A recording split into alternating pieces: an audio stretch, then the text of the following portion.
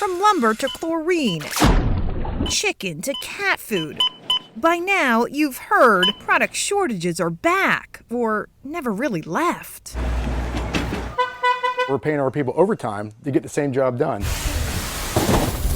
Star Distribution is a Florida-based middleman in the supply and demand chain. Never have seen inventory come in and go out so quickly. Last year, they invited us in as the pandemic forced staff here to work around the clock to keep up with demand. The toilet paper gate, yeah. And now it's the cat-demic. Cat-demic, every demic. 14 months later, Larry Jimenez, vice president of business development, says the latest round of shortages is not about a lack of product, more about a lack of people. When you go to the store and see the shelves empty, it's not because the products are short, it's because nobody's there making the cans to put the product in, to get it to the shelves. We're also having the same problem in the supply chain because nobody wants to come here to work. He's short on all fronts. We're short on general labor, we're short on forklift operators, we're short on truck drivers. We could add another 10 truck drivers today, and that would be huge for us. His manufacturers in the same boat. What do you see on the transportation costs? Aaron Meager of Beneficial Blends makes edible oils for Publix. We called 4 different staffing agencies and asked each one to send 4 people on Monday morning. So we were like 16 people. 1 person showed up that Monday morning. It's a difficult situation for everybody. Experts point to COVID fears, childcare issues, and stimulus checks as among the reasons many are still not back on the job. Last month, the U.S. added just over 260,000 jobs, far short of the expected 1 million. Still, experts say the worker shortage problem is just half the product shortage problem. Essentially, we have been in a crazy demand cycle for a very long period of time, and the system is stretched. Lumber, metal, steel, even computer chips, some of the products playing catch up.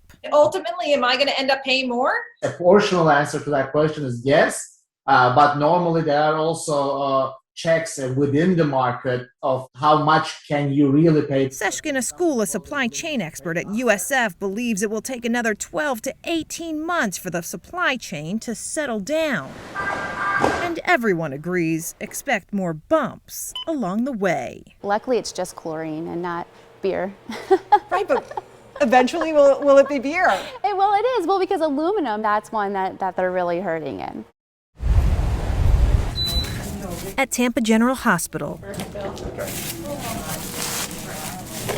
the pandemic is simply overwhelming workers here. I think it's hard to put into words. This is like nothing I've done in my career, and I have been in healthcare through some very significant events. COVID hospitalizations continue to peak, with new patients coming in younger, sicker, more than 91% of them unvaccinated. We can have patients up to 15 liters of oxygen. And all of them desperate. That's a lot of oxygen. Normally people are on 2, 4, 6 liters. This is the hospital's complex medicine unit, typically dedicated to serve general medical patients. It's also one of 10 units in the hospital that were flipped to serve COVID-only patients. In this unit alone, there are 30 beds. All 30 beds are right now filled with COVID patients. When you're COVID positive, you can't have family members come visit you. Nurse manager Ty Breeder leads the unit where death is part of what they train for. But for the past month, it's become too common. We had a patient pass away last night. We have a patient on the unit now that just recently came. So I would say regularly.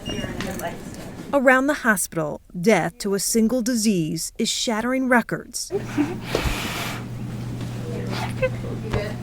and taking its toll. In the 17-bed ICU, also converted to serve only the COVID sick. Okay. It was another tough morning for veteran nurse manager Sabrina Ridout. Today was a tough day. I actually have a family that's on their way in now. Across the state, there are early signs of hope. Hospitalizations are down to nearly 15,000 from a summer peak. Statewide, new admissions have also dropped from the previous week. Very encouraged by what we are seeing, that we could be seeing finally the decline. I hope it's peaked. I pray it's peaked. To the front line, it's something to hold on to. when the day-to-day continues to be almost unbearable. To watch that family member say their last goodbyes to their family, that's the hardest part for me. It's been a rough day. But yeah, that's our new normal.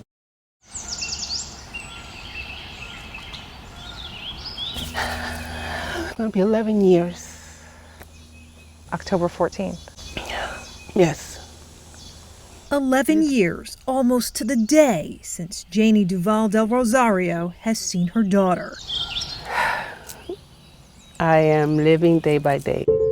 Jacinia was 19 years old when she went missing from the boardwalk in Hollywood Beach.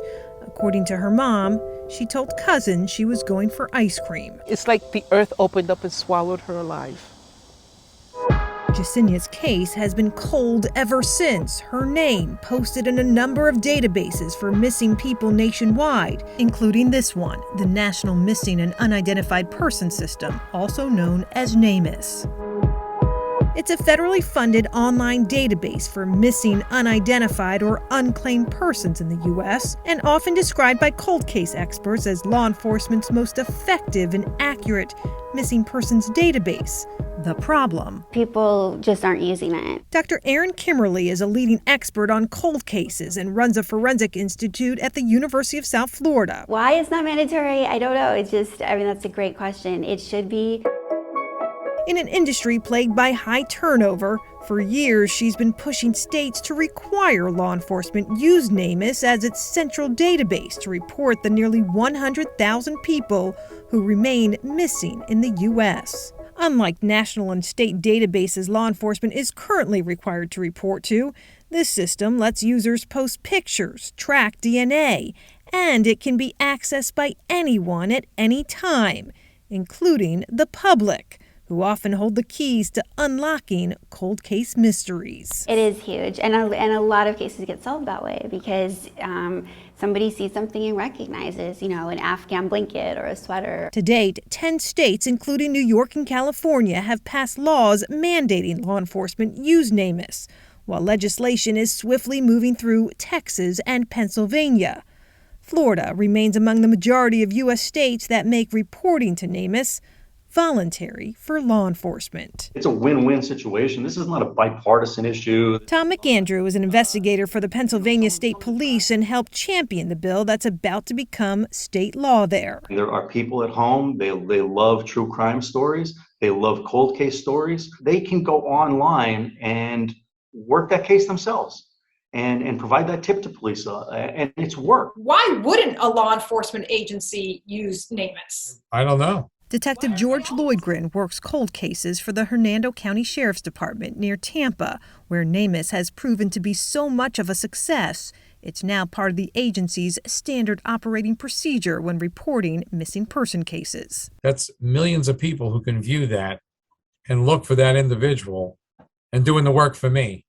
So I'm only going to benefit by them calling up and saying, hey, I saw that man or that woman, or I know what happened to them. With an estimated several thousand people still missing and unidentified in the Sunshine State, Lloydgren agrees it's time Florida make NamUs a requirement for law enforcement here. It's a no-lose situation. It doesn't take that long to input the data, and you reach a wide audience. If it inevitably helps you to locate your missing person, that's what you want to do.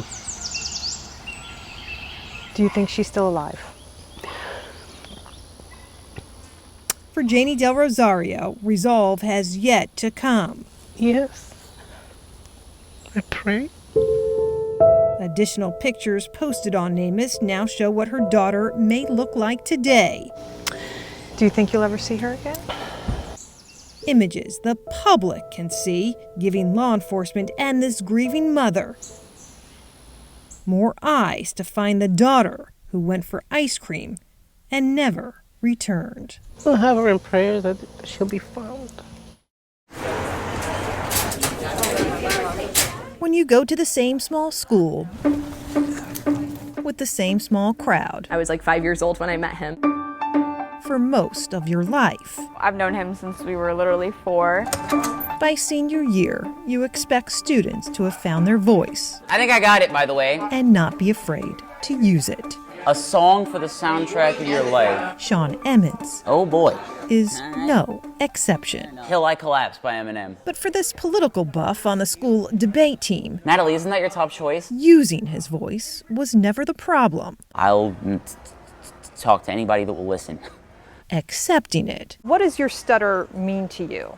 It means everything and it means nothing. Has been a journey for as long as this 17-year-old can remember. I would get really visibly frustrated when I couldn't say what I wanted to say. According to Sean, his stutter first became noticeable around 3. By 3rd grade, he was in speech therapy, but got frustrated and quit 2 years later. One day it'll just go away. Then came middle school. In a lot of ways, it was rough. Made that much rockier for a boy with a stutter. Because the Derek Henry, His classmates just couldn't understand. they were just kind of, I don't really know what to do with you because you're very different in a number of ways. After 8th grade, when most young teens aren't even close to figuring out who they are, Sean realized it was time to accept who he was never going to be. No, it's not just going to go away.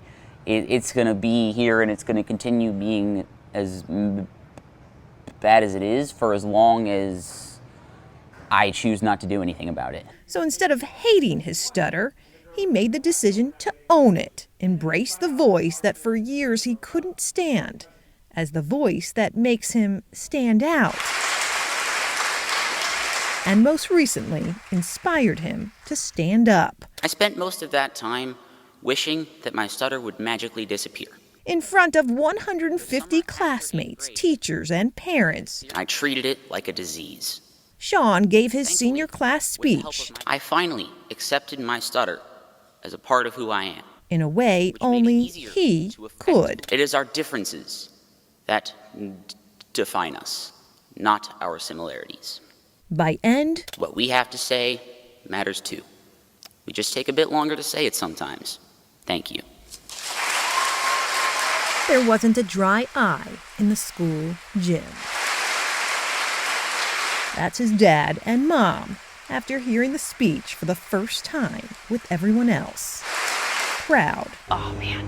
Wow. Like, oh. Is hard to put into words.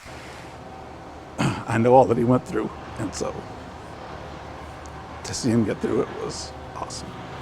Leaving your parents speechless is one thing. Every teacher stood for him in the stands, and the children, the most thunderous applause. So it was very rewarding. A lot of the times people will tell you a sob story, but it wasn't a sob story. It was like a story of perseverance. He really showed us with his speech, that sometimes you just have to take on what life gives you. STEM club. Next year, Sean will take on college. I think I'm gonna major in something in the statistics and data science area. Leaving behind a journey that took him years to fully express into words he could finally accept. Whoever this story, whoever it gets shared with, whoever it ends up impacting, that's all fantastic, but the most important piece of that for me was that was the final piece of the puzzle of putting it to rest with myself.